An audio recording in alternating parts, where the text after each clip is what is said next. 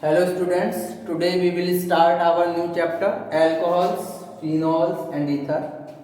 As the name of the chapter, this chapter divided into three parts: alcohol, phenols and ethers. So first we discuss our two parts, alcohol and phenol, and then discuss ether. So let's start. The first, what is the definition of alcohols or phenols? Definition: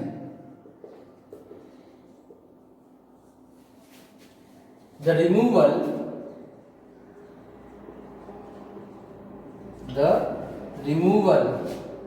of hydrogen from hydrocarbon by hydroxyl group is called are called alcohols.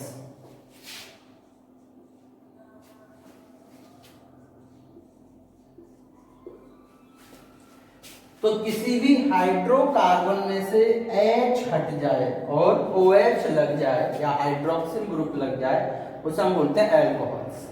जैसे ये हमारे पास में एक hydrocarbon है,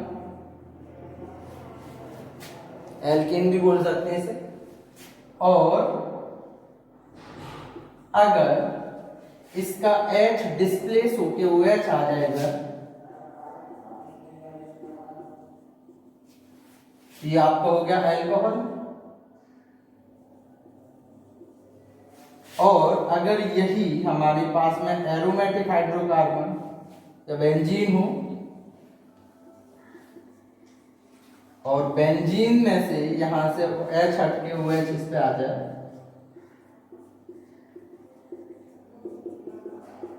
तो ये आपका बोला जाता है फिनॉल। ठीक, तो किसी भी हाइड्रोकार्बन में से H हटके OH लग जाए, OH उस पे अटैचमेंट में आ जाए तो वो हो जाता है अल्कोहल। अगर बेंजीन में से H हटके OH लग जाता है तो वो आपका हो जाता है फिनॉल। ठीक, इसके बाद में मेन चीज आती है इसके क्लासिफिकेशन की। डेफिनेशन के बाद क्लासिफिकेशन। तो क्लासिफिकेशन जो है कई तरीके से किया गया है इसका। पहला है क्लासिफिकेशन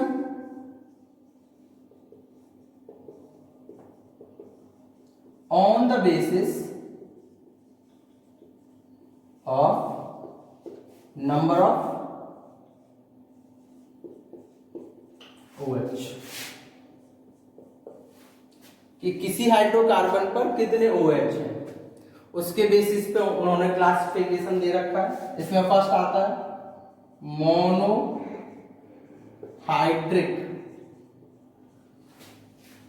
कितने भी कार्बन हो लेकिन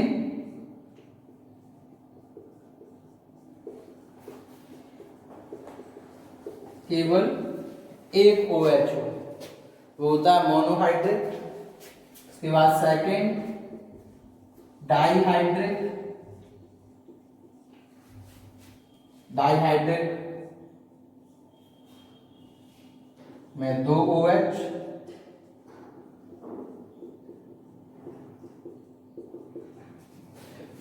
लेकिन ये 2 OH हो सकते हैं कि 2 अलग अलग कार्बन्स पे हैं, या फिर हो सकते हैं ये 2 OH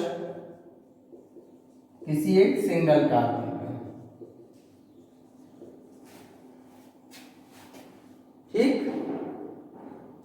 और थर्ड आपका आता है पॉलीहाइड्रिक।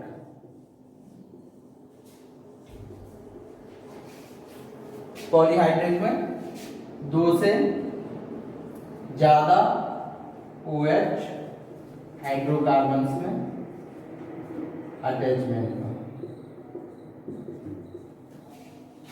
ठीक, तो अगर हाइड्रोकार्बन या किसी चेन में एक OH हो तो वो मोनोहाइड्रिक, अगर 2 OH हैं तो वो डाइहाइड्रिक, और अगर 3 OH हैं तो वो 3 या 3 से ज्यादा OH हैं तो वो पॉलीहाइड्रिक बोले जाते हैं।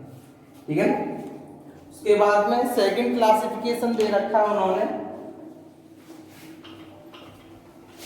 On the basis of hybridisation.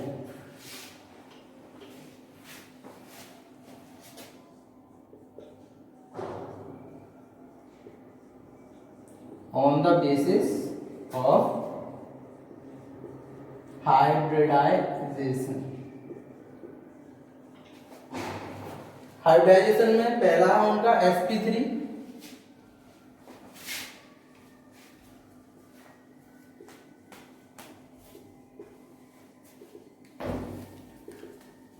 On sp3 hybridisation. sp3 hybridisation में ये तीन तरह से कैटेगराइज है, जैसा हमारे हेलो एल्किन और हेलो एलिन चैप्टर में था। पहला आता आपका एल्काइलिक एल्कोहल्स, दूसरा आता है एलाइलिक एल्कोहल्स, और तीसरा आता है बेंजाइलिक एल्कोहल्स। एल्काइलिक एल्कोहल्स में चाहे कार्बन कितने भी हों, लेकिन सभी कार्बन सिंगल बॉन्डेड होनी चाहिए और उन पर एक या एक से ज्यादा OH हो, लेकिन होनी चाहिए सभी सिंगल बॉन्डेड। इसमें भी अगर किसी कार्बन से केवल एक कार्बन अटैचमेंट में आता है तो उसे हम बोलते हैं 1 डिग्री एल्कोहल। अगर यहीं पे CH3 H और OH, जिस कार्बन से OH जुड़ा है उससे दो मिथाइल रेडिकल जुड़े हुए हैं, तो ये आपका बोला जाएगा 2 डिग्री एल्कोहल। और थर्ड में CH3 और OH, तो ये आपका बोला जाता है 3 डिग्री एल्कोहल।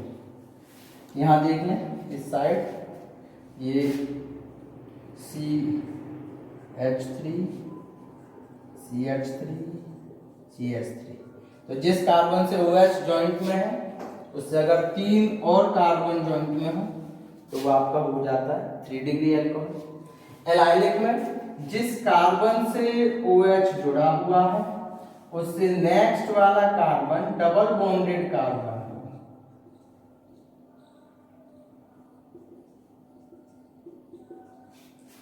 तो वो आपका हो जाता है एलाइलिक एल्कोहल। इसमें भी वही है, ये आपका 1 डिग्री, अगर जिस कार्बन से कार्बन जुड़ा हुआ है CH3HOH, ये आपका 2 डिग्री एलाइलिक एल्कोहल। और CH3 और OH, ये आपका 3 डिग्री एलाइलिक एल्कोहल। उसके बाद आते हैं बेंजाइलिक में, सेम वही है हेलो एल्किन और हेलो एरिन्स की तरह। बेंजाइलिक में बेंजीन से कार्बन और कार्बन से अगर OH जुड़ा हुआ है तो बेंजाइलिक एल्कोहल 1 डिग्री, और अगर CH3HOH 2 डिग्री और CH3OH, ये आपका 3 डिग्री एल्कोहल। तो on the basis of hybridisation, sp3 hybridisation के बेसिस पे ये 3 तरह का होता है, एल्काइलिक, एलाइलिक और बेंजाइलिक। ठीक, उसके बाद आते हैं sp2 हाइब्रिडाइजेशन पर। नेक्स्ट आते हैं sp2 हाइब्रिडाइजेशन पे। तो sp2 हाइब्रिडाइजेशन में 2 तरह का है, एक आता है विनाइलिक एल्कोहल और दूसरा आता है एराइलिक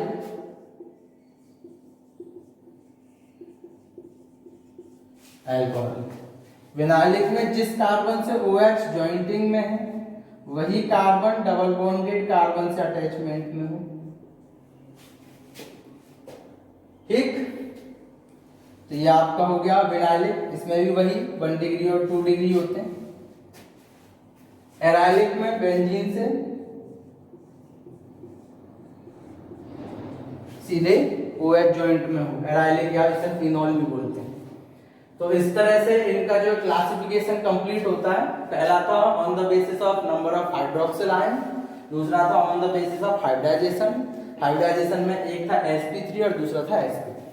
इसके बाद नेक्स्ट आते हैं IUPAC and common name of alcohols.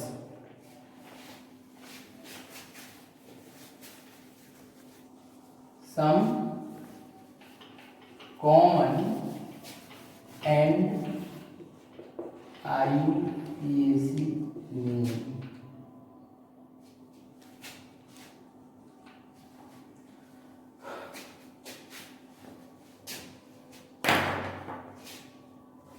ठीक है, तो यहाँ पे जो है some common and IUPAC name है। फॉर्मूला है एल्केन माइनस ई, जो एल्केन का ई है उसे हटा के उसकी जगह पे आप ऑल जोड़ दें।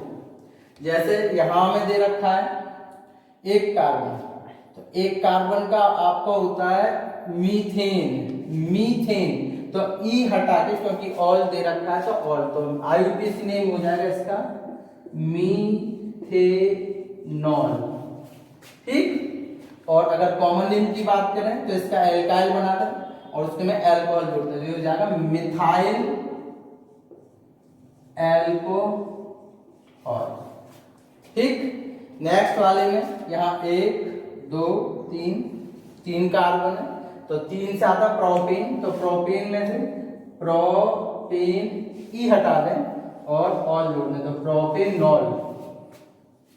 और इसका अगर कॉमन नेम बोले तो प्रोपाइल अल्कोहल, प्रोपाइल अल्कोहल। ठीक, थर्ड पे आते हैं, यहाँ नंबरिंग आप लोग 1 2 3। दूसरे कार्बन पे OH है, तो सबसे पहले आप डालोगे प्रोपेन, और दूसरे पे OH है तो उसकी पोजीशन में 2 और फिर ऑल, प्रोपेन टू ऑल। अच्छा, इसका कॉमन नेम होगा आइसो प्रोपाइल अल्कोहल। आइसो क्यों? क्योंकि जिस कार्बन से OH जुड़ा हुआ है उससे दोनों तरफ CH3 यानी कि सेम नंबर ऑफ कार्बन है, इधर भी और इधर भी। आइसो मतलब सेम, 3 कार्बन की चेन है इसलिए आइसोप्रोपाइल अल्कोहल। अगले में यहाँ 1 2 और 3, तो यहाँ आप डालोगे प्रोपेन 1 2 3 ट्राई ऑल, और इसका कॉमन नेम है ग्लिसरॉल। ठीक, अब कुछ साइक्लिक कंपाउंड्स के देखें, ये हमारे पास में है एक 6 कार्बन का, लेकिन बीच में बॉन्ड या गोला नहीं, तो यानी कि ये साइक्लोहेक्सेन है, तो आप इसका नाम डालेंगे साइक्लो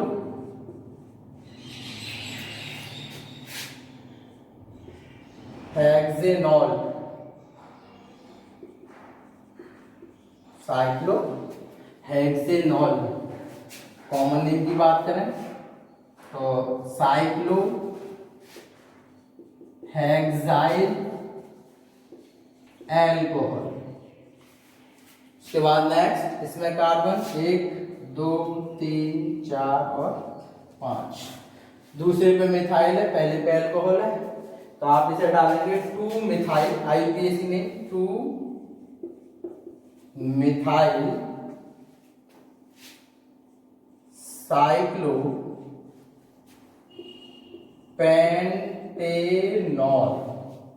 ठीक, और अगर कॉमन नेम की बात करें तो आप डालोगे 2 methyl cyclo pentyl cyclo pentyl alcohol.